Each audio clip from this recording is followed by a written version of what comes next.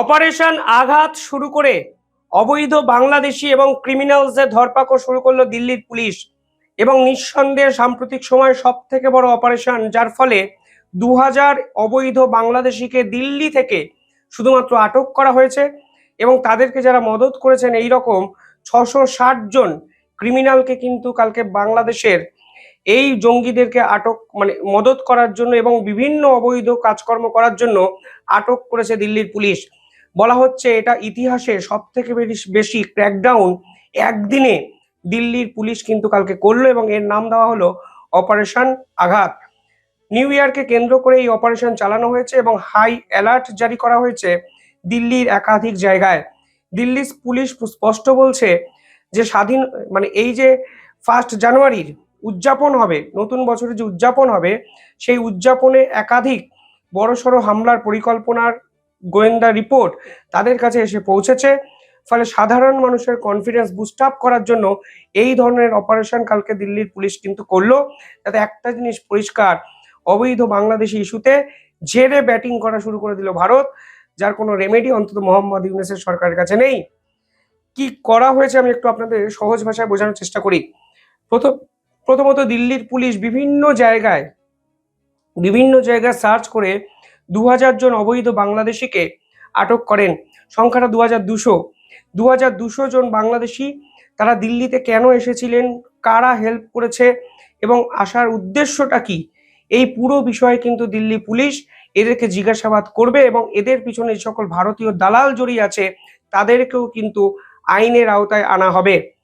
পাশাপাশি কালকে large scale crime prevention একটি ড্রাইভ চালানো হয়েছে দিল্লি পুলিশের পক্ষ থেকে। মেনলি এই অবৈধ বাংলাদেশিরা কিভাবে দিল্লির পরিবেশ নষ্ট করছে ভারতীয়দের সঙ্গে মিশে এবং কিভাবে দিল্লির ক্রিমিনালসরা এই অবৈধ বাংলাদেশিদের ব্যবহার করছে বিভিন্ন অসামাজিক কাজে, তা কিন্তু এই ড্রাইভ অপারেশনে পরিষ্কার হয়ে গেছে। বিভিন্ন ক্ষেত্রে ড্রাগ র্যাকেটসকে আইডেন্টিফাই করার চেষ্টা করা হয়েছে, অবৈধ লিকারকে ধরা হয়েছে, বিভিন্ন জুয়ারিদের আটক করা হয়েছে এবং এই মুহূর্তে যেটা বলা হচ্ছে যে south east Delhi, central urban একাধিক ক্লাস্টার্স এবং হাই ফুটফল জোন, যেখানে অবৈধ বাংলাদেশিদের ব্যবহার করে দিল্লির বিভিন্ন অসামাজিক র্যাকেট চলে, সেগুলোর উপর কিন্তু আঘাত ভারত সরকার এনেছে দিল্লি পুলিশকে কাজে লাগিয়ে। দিল্লির পুলিশ কিন্তু দিল্লি রাজ্য সরকারের অধীনস্থ নয়, এটি কিন্তু দিল্লি স্বরাষ্ট্র দপ্তরের অধীনে। ফলে অমিত শাহ দপ্তর কালকে স্পষ্ট বুঝিয়ে দিয়েছে, যেখানে যেখানে অবৈধ বাংলাদেশিরা জাতীয় সুরক্ষার সঙ্গে ছেলেখেলা করতে চাইবে তাদের বিপক্ষে এই ধরনের আঘাত আনবে স্বরাষ্ট্র দপ্তর এবং এই জন্য এই অপারেশনের নাম অপারেশন আঘাত আনা হয়েছে। দেখুন কি কি করা হয়েছে। এখানে একাধিক মাল্টিপল ডিস্ট্রিক্ট পুলিশকে কাজে লাগানো হয়েছে, স্পেশাল কোয়ার্ডসকে কাজে লাগানো হয়েছে, নাইট পেট্রোল যে ইউনিট সেটাকে কাজে লাগানো হয়েছে, বিভিন্ন জায়গায় সারপ্রাইজ রেড করা হয়েছে, যার ফলে প্রায় 2000 জন অবৈধ বাংলাদেশি হাতে নাতে ধরা পড়েছে। 660 জন ভারতীয়কেও কিন্তু গ্রেফতার করা হয়েছে এবং অসংখ্য মানুষকে কিন্তু ডিটেইন করা হয়েছে। অর্থাৎ বুঝতেই পারছেন 2000 জন অবৈধ বাংলাদেশি দিল্লিতে বিভিন্ন জায়গায় ছড়িয়েছিল এবং তারা ভারত বিরোধী একাধিক অসামাজিক কাজে লিপ্ত ছিল। এটা ভাবলেই অবাক লাগছে, কিন্তু এটাই বাস্তব, যা কালকে স্বরাষ্ট্র দপ্তর একদম দুর্ধর্ষ এক অপারেশন লঞ্চ করে আঘাতের মাধ্যমে কিন্তু কালকে ভারতে করেছে। সেখানে বলা হচ্ছে যে বিভিন্ন ক্ষেত্রে ইন্টেলিজেন্স মারফত খবর বিভিন্ন দপ্তরের কাছে ছিল এবং প্রধানত গোয়েন্দা দপ্তরের উপর ভরসা করেছে স্বরাষ্ট্র দপ্তর। 660 জন ভারতীয়কে 24 ঘন্টায় গ্রেফতার করা হয়েছে, 2800 জনকে জিজ্ঞাসাবাদের জন্য আটক করা হয়েছে এবং ডিটেইন করা হয়েছে শতাধিক ব্যক্তিকে। অর্থাৎ সংখ্যাটা কিন্তু প্রায় 4000-এর কাছাকাছি। 4000 জনকে একই দিনে 24 ঘন্টার মধ্যে ডিটেইন করছে ভারত সরকার, যাদের মধ্যে 2000 জনের বেশি অবৈধ বাংলাদেশি। ভাবলেই অবাক লাগে এবং এটাই কিন্তু কালকে দিল্লি পুলিশ করে দেখিয়েছে 24 ঘন্টার মধ্যে। 2024 সালে যদি অবৈধ বাংলাদেশি সংখ্যাটা দিল্লিতে দেখেন তাহলে ছিল মাত্র 14, 2023-এ সংখ্যাটা ছিল মাত্র 5, 2022-এ ছিল সংখ্যাটা মোটে 50 আর 2025-এ এসে সংখ্যাটা দেখালো 2200।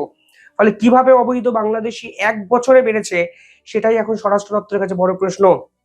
দেখুন, বিএসএফ সদা তৎপর, এ বিষয়ে কোনো সন্দেহ নেই, কিন্তু কোনো রাজ্য স্পেসিফিক্যালি বাংলা যদি জমি দিতে না চায় কাঁটাতার পেছানোর জন্য, তাহলে বিএসএফ করবে কি?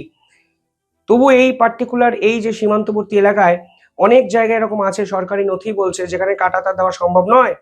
কিন্তু এর পরেও কোনো নির্দিষ্ট রাজ্য যদি ইগোকে স্যাটিসফাই করার জন্য জাতীয় সুরক্ষার কথা না ভেবে এই ধরনের জবি দেবনার মতো ছেলে মানুষই করে, তাহলে বিএসএফই বা কি করবে? সংখ্যাটা 2200। ফলে আপনারা বুঝতে পারছেন কত বড় অপারেশন কালকে দিল্লি পুলিশ করেছে, এবং নিউ ইয়ারের কাছে মানে সময় বড়সড় হামলার পরিকল্পনা ভারত কিন্তু ভেস্তে দিচ্ছে, তা কিন্তু পরিষ্কার। বিভিন্ন হ্যাবিচুয়েট যারা ক্রিমিনাল ছিল তাদেরকে আটক করা হয়েছে, অর্গানাইজড ক্রাইম নেটওয়ার্ককে ভেস্তে দেওয়া হয়েছে, এবং জুয়ারিদের যে র্যাকেট চলতো সেটাও কিন্তু সম্পূর্ণ ভেস্তে দেওয়া হয়েছে। পাশাপাশি 21টা দেশের বানানো বন্দুক আটক করেছে স্বরাষ্ট্র দপ্তর, 200টি লাইভ কার্তুজ আটক করেছে ভারতের স্বরাষ্ট্র মন্ত্রক, এবং 27টি ছুরি কিন্তু ধরা হয়েছে স্বরাষ্ট্র মন্ত্রকের এই রেডের ফলে। পাশাপাশি 12,258 কোয়ার্টার্স মদ আটক করা হয়েছে যা অবৈধ, প্লাস 6 কেজির কাছাকাছি গাঁজা উদ্ধার করা হয়েছে, এবং ক্যাশ টাকা উদ্ধার করা হয়েছে 2,36,000। যাদেরকে আটক করা হয়েছে তাদের বিপক্ষে arms act, excise act, NDPS অর্থাৎ গাঁজা অ্যাক্ট এবং গ্যাম্বলিং অ্যাক্টে কিন্তু মামলা রুজু করা হয়েছে। কিন্তু সবকিছুকে ছাপিয়ে দিল্লি পুলিশ যে দৃষ্টান্ত স্থাপন করলো তার কাঁপুনি কিন্তু বাংলাদেশ অব্দি চলে গেছে, কারণ 4,000 মানুষকে গ্রেফতার করা 24 ঘন্টার মধ্যে, এই রকম বড় আঘাত ভারতের স্বরাষ্ট্র মন্ত্রক যে আনবে তার আগাম কোনো পূর্বাভাস অন্তত মোহাম্মদ ইউনূসের কাছে ছিল না। এবার প্রশ্ন হলো, এদেরকে কি পুশব্যাক করে পাঠিয়ে দেওয়া হবে, নাকি এদের বিপক্ষে মামলা রুজু করে বিভিন্ন আইনের আওতায় এনে প্রসিডিংটা, ক্রিমিনাল প্রসিডিং চালু করা হবে? সেটাই কিন্তু এখন একটু কোথাও গিয়ে হেজিটেশনের বিষয়, এবং ভারত সরকার কি করে আমাদের কড়া দৃষ্টি থাকবে। মোহাম্মদ ইউনূস সরকার দিনের পর দিন কিন্তু বারংবার বলেছেন যে অনুপ্রবেশকারী সমস্যা আসলে কোনো সমস্যাই নয়, কারণ বাংলাদেশ থেকে ভারতবর্ষে কেন আসবে? আমাদের দেশের একাধিক এমপি অব্দি বলেছিলেন বাংলাদেশ থেকে কেন ভারতবর্ষে আসবে। আজকে দেখুন প্রত্যেকটি রাজ্যে অবৈধ বাংলাদেশিদের সংখ্যা যেভাবে লাফিয়ে লাফিয়ে বেড়েছে, তাতে একটা জিনিস পরিষ্কার যে বাংলাদেশ থেকেই ভারতে আসে, ভারত থেকে কেউ বাংলাদেশে যায় না। রাজনীতি করতে গিয়ে সস্তা কথাবার্তা বলে জনপ্রিয় হওয়ার চেষ্টা করবেন না দয়া করে।